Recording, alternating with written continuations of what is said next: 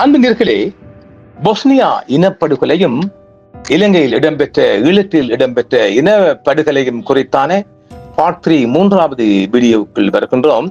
2026ஆம் ஆண்டில் தன்னாட்சி பகுதிக்கான முதல் நாடாளுமன்ற தேர்தலை நடத்த இந்த ஆண்டிலே திட்டமிட்டுள்ளது பிலிப்பீன்ஸ் மிண்டானோ பகுதி. இது அமைதி செயல்முறையின் அரசியல் பாதையை உறுதிப்படுத்தும் முக்கிய நிர்வாகமாக பார்க்கப்படுகின்றது. சில பகுதியில் உள்ளூர் அரசியல் போட்டிகள், வறுமை மற்றும் அரசியல் ஸ்திரத்தன்மை காரணமாக அவ்வப்போது வன்முறை சம்பவங்கள் நிகழ்ந்தாலும் முந்தைய காலத்தை போல பெரிய அளவிலான போர் அச்சுறுத்தல் தற்போது இல்லை என்றாலும், இருப்பினும் பிராந்தியத்தின் நீண்ட கால நிலத்தன்மையை உறுதி செய்ய அரசாங்கமும் முன்னாள் குழுக்களும் போராளி குழுக்களும் தொடர்ந்து இணைந்து செயல்பட வேண்டிய கட்டாயத்தில் உள்ளார்கள்.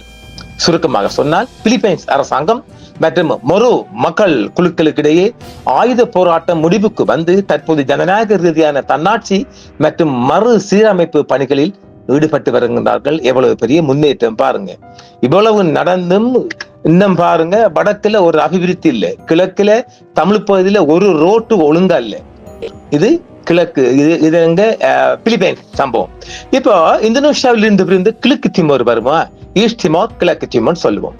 விடுதலை போராட்டம் என்பது நவீன வரலாற்றில் மிகவும் துயரம் நிறைந்த மற்றும் அதே சமயம் மன உறுதியுடன் முன்னெடுக்கப்பட்ட ஒரு போராட்டம் தான் கிழக்கு திமோர் போராட்டம்.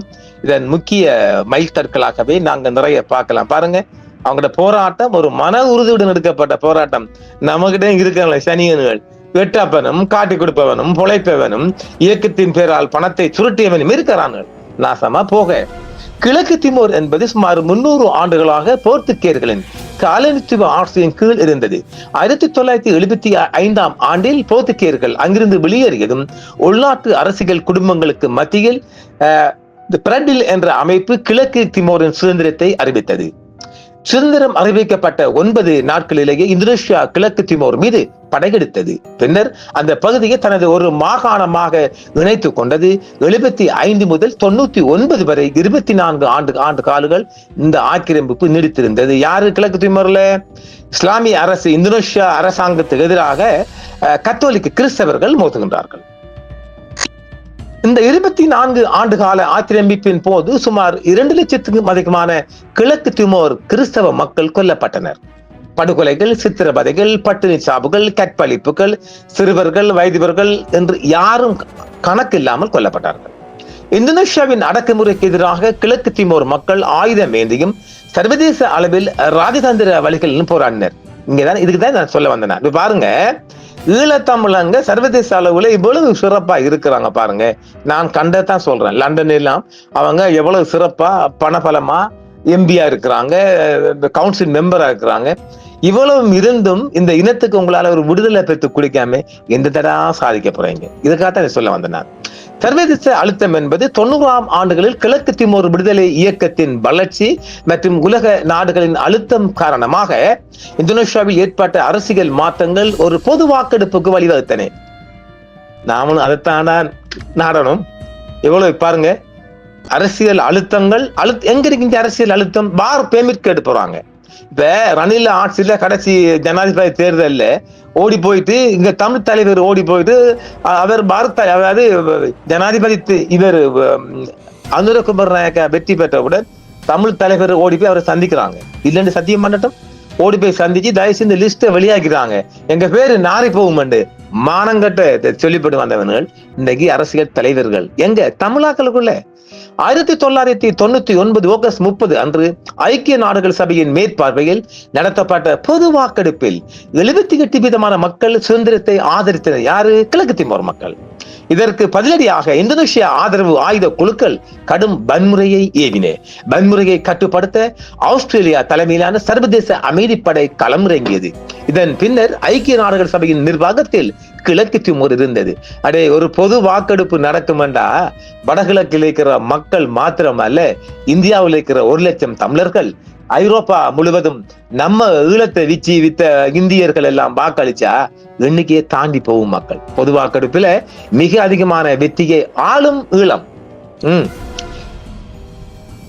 நீண்ட போராட்டத்திற்கு பிறகு மே 20, 2025 அன்று கிழக்கு திமோர் அதிகாரப்பூர்வமாக சுதந்திர நாடாக அறிவிக்கப்பட்டது.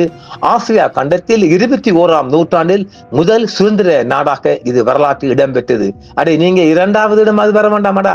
இந்த நாடு அடைந்து சுதந்திரம் ஒடுக்கப்பட்ட மக்கள் தங்களின் உரிமைகளுக்காகவும் சுய நிர்ணயத்துக்காகவும் எவ்வளவு காலம் போராட வேண்டியிருக்கும் என்பதற்கான ஒரு சான்றாக உலக அளவில் பார்க்கப்படுகிறது கிழக்கு திமோர். நமக்கு ஒரு ஆர்வம் வர வேண்டாமா? கிழக்கு திமோர் மக்கள் தொகையில் 98% கத்தோலிக்க கிறிஸ்தவர்கள். அவர்களின் விடுதலை போராட்டத்தின் போது கத்தோலிக்க தேவாலயங்களும் அங்குள்ள மத தலைவர்களும் போராட்டத்திற்கு மிகப்பெரிய ஆதரவை வழங்கினர். அந்த நாட்டின் விடுதலை போராட்டத்தின் அடையாளமாகவே கத்தோலிக்க மதம் இருந்தது. இப்ப நம்ம மன்னார் பக்கம் எல்லாம் எங்க குண்டு போட்டு ஆலயத்துக்கள் அழிக்கலையா? இந்தோனேஷியா ஒரு முஸ்லிம் பெரும்பான்மை நாடாகும். இந்தோனேஷியாவின் ஆக்கிரமிப்பின் போது அவர்கள் அந்த பகுதி இஸ்லாமிய மயமாக்க முயற்சித்ததாக கருதப்பட்டது. இதனால் கிழக்கு திமோர் மக்கள் தங்கள் கலாச்சாரத்தையும் கத்தோலிக்க அடையாளத்தையும் பார்ப்பதற்காகவே மிக தீவிரமாக போராடினர். கிழக்கு திமோர் போராட்டம் என்பது மதப்போர் அல்ல, அது சுய நிர்ணய உரிமைக்கான போராட்டம். அதைத்தான் நாமளும் சொல்லுவோம். அதான் நம்முடைய மக்கள போராட்டமும் ரைட் டு செல்ஃப் டிட்டர்மினேஷன். அதைத்தான் நாங்களும் கேட்கிறோம். இந்தோனேஷியாவின் காலனித்துவ ஆதிக்கத்தில் இருந்து விடுபட்டு தங்களுக்கு என்று ஒரு சுதந்திர நாட்டை உருவாக்க வேண்டும் என்பதே அவர்களின் ஒரே நோக்கமாக இருந்தது. எனவே கிழக்கு திமோர் விடுதலை போராளிகள் அவர்கள் கத்தோலிக்க கிறிஸ்தவ பின்னணியை கொண்டவர்கள். அந்த பகுதியில் இஸ்லாம் ஒரு சிறுபான்மை மதமாகவே இன்றும் உள்ளது. சுருக்கமாக சொன்னால் இந்தோனேஷியா முஸ்லிம் பெரும்பான்மை நாடு என்றாலும் கிழக்கு திமோரை கத்தோலிக்க பெரும்பான்மை பகுதி ஆக்கிரமித்து மோதலுக்கு காரணமே தவிர அது இஸ்லாமிய மக்களுக்கான போராட்டம் அல்ல. இதைத்தான் நாங்கள் இங்கே சொல்ல வாரோம். வடகிழக்கு போராட்டம் என்பது முஸ்லிம் மக்களுக்கு எதிரான போராட்டம் அல்ல. ஆனால் சில இயக்கத்தின் இறுதிக்கட்ட நிலைப்பாடு மோசமாக மாறியதன் பிரகாரம் பல இன்னல்கள் நடைபெற்று இருக்கின்றது. அந்த வகையில் பார்க்க போகின்ற போது முஸ்லிம் மக்களையும் அரவணைத்து சென்றிருக்கலாம். இன்னும் நடந்ததெல்லாம் நடந்து போகட்டும். இருக்கும் காலமாவது இதை நாம் உணர்ந்து செயல்பட வேண்டாமா?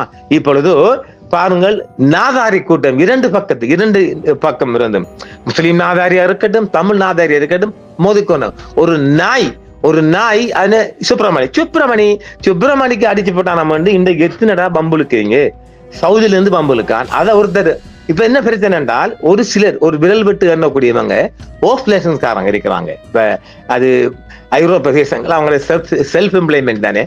அது கொஞ்ச நேரம் வியாபாரம் போகாடி நொங்கொடுக்கிறேன் போன நோண்டி போகக்குள்ள இனி அதுக்கு ஒரு கருத்தை சொல்லிக்கிட்டு இனி அவங்க ஃபேமஸ் ஆகிட்டு இருக்கிறாங்க. இதுதான் அங்க நடக்கவில்லை. இதெல்லாம் நாம மூக்குல போட தேவையில்லை. இது இப்ப இஸ்லாத்துக்கு எதிராக ஈவன் கூக்குல இஸ்லாம் வளர்ந்து கொண்டே போகுது. உலகம் முழுவதும் நாளான இஸ்லாம் வளர்ந்து போகுது. ஐரோப்பிய தேசமே இஸ்லாமா நாளாக மாறப்போகுதுன்னு பயப்படுறாங்க அந்த அளவுக்கு. அப்ப இந்த டிக்டாக்ல நாய்க்களை வந்து பேசி இஸ்லாத்துக்கு ஒன்றுமா போல. அதே போன்று நாய்க்கு அடிச்சு போட்டான், கோயிலுக்கு அடிச்சு போட்டான்னு இந்த முஸ்லீம் நாதாரி சொல்லி அங்க ஒரு கோயிலும் குறைய போறல, ஒரு மக்களும் குறைய போறல. இதெல்லாம் கண்டுகொள்ளவே தேவையில்லை. இதை நல்லவங்க பெரியவங்க எல்லாம் கண்டுகொள்ளவே மாட்டாங்க. நாதாரி நீங்க மோதிக்கொள்ளுங்க, நாங்க கண்டுகொள்ளவே மாட்டோம். அடிச்சு கொள்ளுங்க, நீங்களாக மோதிக்கொள்ளுங்க. சவுதியில உழைக்க போனா உழைப்ப மட்டும் பாருங்கடா, வகுத்த கழுவு போனா வகுத்த மட்டும் பாருங்கடா. அங்க இருந்துகிட்டு விஐபி அமௌண்ட் அது என்ன எப்படி பிடிபாடும். அண்ணா ஒருத்தன் அறியாம தெரியாம செஞ்சானா பிடிபாடு. அதுக்கு வக்காலத்து வாங்கி ஒரு கூட்டம். இன்னொருத்தன் பாருங்க, சும்மா பம்புழுக்கிறான். ஒருத்தன் ஒரு சோனக பையன் தான் சும்மா டிக்டாக்ல வந்து பம்புழுக்கிறான். நினைக்கிறான் முன்னாள் ஊர்கால் படை என்னமோ தெரியல. அவனுக்கு என்ன பிரச்சனை? அடே, வடகிழக்கு என்பது நம்ம தாயகண்டாது. நாங்க ஒற்றுமையா வாழ்ந்த பகுதிடா. இன்னும் அதிலாண்டா வாழப்புறம், அதிலாண்டா கிழக்கப்புறம், அதிலாண்டா சாவப்புறம் என்றால் நீங்க ஏண்டா இடையில புந்துட்டு குழப்பத்தை ஏற்படுத்துறீங்க? இந்த குழப்பம் எல்லாம் சாத்தியப்படாதுடா. இந்த குழப்பம் ஒருபோதும் உங்களை வெற்றி பெற வைக்காதுடா. சேர்ந்து அரவணைச்சு போங்கடா, வெற்றி கிடைக்கும். சரி, தெற்கு சூடானை பத்தி பார்ப்போமா? தெற்கு சூடான் விடுதலை போராட்டம் என்பது ஆப்பிரிக்க வரலாற்றில் மிக நீண்ட மற்றும் சிக்கலான போர்களில் ஒன்றாகும். இது இன ரீதியாகவும் மத ரீதியாகவும் அரசியல் ரீதியாகவும் பிளவுபட்டிருந்த ஒரு சமூகத்தின் எழுச்சியாகும். இது கொஞ்சம் வித்தியாசம். ஈழப்போருக்கும் அதுக்கும் சற்று வித்தியாசமானது. இஸ்லாம் மதத்தை பின்பற்றும் அரபிய கலாச்சார மக்கள் பெரும்பான்மையாக இருந்தனர் வடக்கு சூடானில். தெற்கு சூடான் என்பது கிறிஸ்தவ மற்றும் உள்ளூர் பழங்குடி மதங்களை பின்பற்றும் ஆப்பிரிக்க கலாச்சார மக்கள் நீக்ரோ இனத்தவர் பெரும்பான்மையாக இருந்தனர். சுதந்திரத்துக்கு பிறகு வடக்கிலிருந்து அரபிய ஆதிக்கம் அரசாங்கம் தெற்கு பகுதியை அரசியல் மற்றும் பொருளாதார ரீதியாக ஒடுக்கியது. இஸ்லாமிய சட்டங்களை சரியா லா நாட்டின் சட்டமாக அறிவித்தது. இது தெற்கு மக்கள் மத்தியில் கடும் கொந்தளிப்பை ஏற்படுத்தியது. நீங்க கிறிஸ்தவ மக்களை நீங்க எப்படி உங்களுக்கு சரியாக கொண்டு போவீங்க? நீண்ட கால உள்நாட்டு போர் தெற்கு சூடானியர்கள் தங்களின் உரிமைகளை பாதுகாக்கவும் வடக்கின் ஆதிக்கத்திலிருந்து விடுபடவும் சூடான் மக்கள் விடுதலை இயக்கம் என்ற அமைப்பை உருவாக்கி ஆயுத போராட்டத்தில் ஈடுபட்டனர். 1955 ஆண்டு முதல் 2005 வரை இடைவெளி விட்டு மொத்தம் 22 ஆண்டுகள் நடைபெற்ற இந்த உள்நாட்டு போரில் சுமார் 20 லட்சம் மக்கள் உயிரிழந்தனர். லட்சக்கணக்கான மக்கள் அகதிகளாக வெளியேறினர். 2005 கையெழுத்தான விரிவான அமைதி ஒப்பந்தத்தின் மூலம் தெற்கு சூடானுக்கு தன்னாட்சி வழங்கப்பட்டது. 2011 இடம்பெற்ற பொது வாக்கெடுப்பில் தெற்கு சூடான் மக்கள் 99% ஆதரவுடன் சுதந்திரத்தை உறுதி செய்தனர். ஜூலை 9, 2011 அன்று தெற்கு சூடான் உலகின் 193வது நாடாக அதிகாரப்பூர்வமாக உருவானது. கிழக்கு திமோர் போராட்டத்தை போலவே இதுவும் ஒரு சுய நிர்ணய உரிமைக்கான போர்தான். தெற்கு மக்கள் கிறிஸ்தவ மற்றும் பாரம்பரிய மதங்களை பின்பற்றியவர்கள். வடக்கு சூடான் இஸ்லாமிய அரசாங்கத்தின் அடக்குமுறையை எதிர்த்தே இந்த போராட்டம் முன்னெடுக்கப்பட்டது. சுதந்திரம் பெற்ற பிறகும் தெற்கு சூடானுக்குள் உள்ள பல்வேறு இனக்குழுக்களுக்கு இடையே குறிப்பாக டிங்கா மற்றும் நுவேர் இனத்தவர் அதிகார போட்டிகள் ஏற்பட்டு உள்நாட்டு போர் மீண்டும் வெடித்தது. இன்றும் அந்நாடு கடும் அரசியல் மற்றும் பொருளாதார சவால்களை சந்தித்து வருகிறது. கிழக்கு திமோர் போராட்டம் இந்தோனேஷிய ஆக்கிரமிப்புக்கு எதிராக நடைபெற்றது என்றால் தெற்கு சூடான் போராட்டம் வடக்கின் ஒடுக்குமுறை மற்றும் மத ஆதிக்கத்திற்கு எதிராக நடைபெற்றது. பாத்தீங்களா? இந்த போராட்டங்களை பத்தி பாத்தீங்களா? இந்த போராட்டம் அத்தனையும் ஈழ போராட்டத்தோடு சம்பந்தப்பட்ட போராட்டம் தான். ஒன்றையும் கழித்து விடக்கூடிய ஒரு போராட்டம் அல்ல. தெற்கு சூடானில் முஸ்லிம் மக்களுக்கும் கிறிஸ்தவர்களால் பெரிய அளவிலான துன்புறுத்தல்களோ அல்லது திட்டமிட்ட வன்முறைகளோ நடப்பதாக சொல்ல முடியாது. முஸ்லிம் மக்கள் அந்த நாட்டின் ஒரு அங்கமாகவே மதிக்கப்படுகிறார்கள். அந்த நாட்டின் மிகப்பெரிய சவால் மத மோதல் அல்ல, மாறாக நீண்ட கால உள்நாட்டு போர் ஏற்படுத்திய வறுமை. இதுக்குத்தான் நான் வந்திருக்கேன். இந்த வறுமையை போக்க வழி என்ன?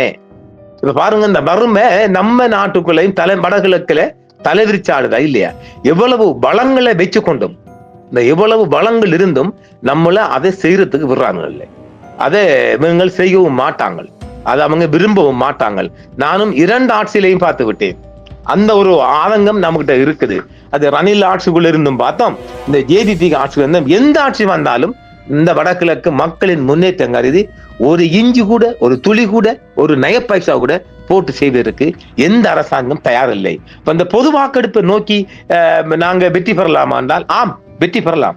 அந்த வெற்றி பற்றிய பார்ட் 4 நாங்கள் பார்ப்போம். என்றும் உங்களுடன் சன்ரைஸ் இந்தியா டிவி சப்ஸ்கிரைப் பண்ணுங்கள், பெல் பட்டனையும் கிளிக் செய்யுங்கள். உங்கள் ஆதரவே எங்கள் சேவை. ஆதரவு தாருங்கள், அரவணைப்போம். மறக்காம சர்ப்ரைஸ் பண்ணுங்க. தேங்க்யூ.